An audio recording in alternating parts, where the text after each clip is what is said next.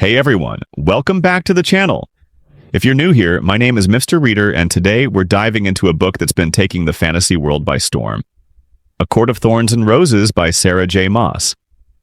If you're a fan of fairies, romance, and high-stakes adventures, you're in the right place. Grab a snack, get cozy, and let's get into it.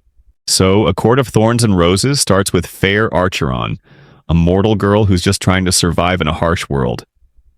She hunts in the woods to feed her family, but when she kills a wolf, well, it turns out that wolf wasn't a wolf at all, but a fairy in disguise.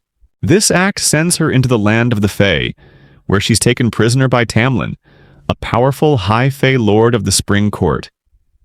Now, Fair's stuck in a world that's both beautiful and deadly, full of political intrigue, dark magic, and hidden secrets. And as Fair gets deeper into Fae society, she discovers that Tamlin's court is under a curse. And not just any curse. It's a curse that could destroy everything.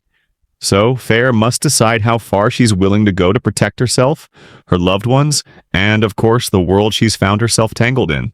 Let's talk characters, because Sarah J. Maas has a knack for writing some seriously complex and engaging personalities. And we can't forget about Rhysand, the High Lord of the Night Court. He's a character that shows up at a pivotal moment and leaves a lasting impression. He's smart, manipulative, and, well, kinda swoon-worthy. His interactions with Fair definitely set the stage for future books. One of the standout features of this book is the world building.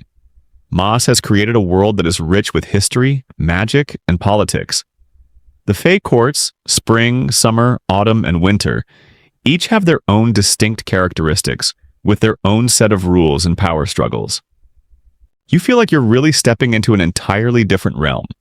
It's lush, it's dangerous, and it's full of surprises.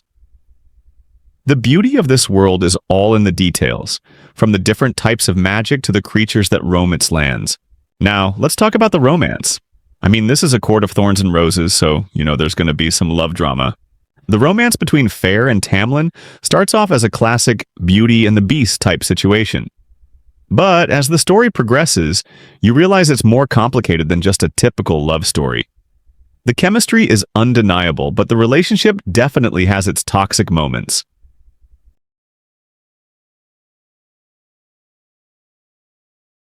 But then there's Rhysand, and I won't spoil too much, but let's just say this love triangle really heats up in later books, and the dynamic between Fair and Rhysand?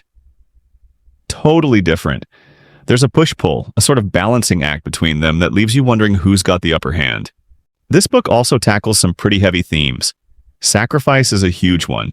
Fair constantly has to make hard decisions about who to trust and what she's willing to give up. We also see a lot about identity.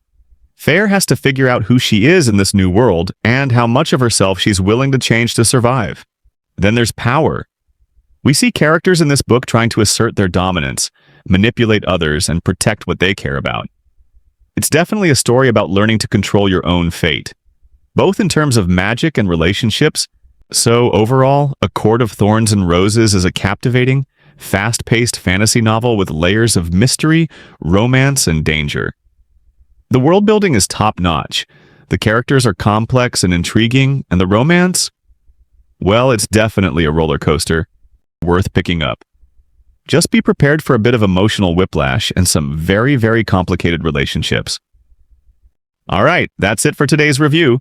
Let me know in the comments if you've read A Court of Thorns and Roses, or if it's on your TBR pile. What do you think of Fair, Tamlin, and Rhysand? And don't forget to like, subscribe, and hit that bell for more book reviews and all things fantasy. Thanks for watching, and I'll see you in the next one.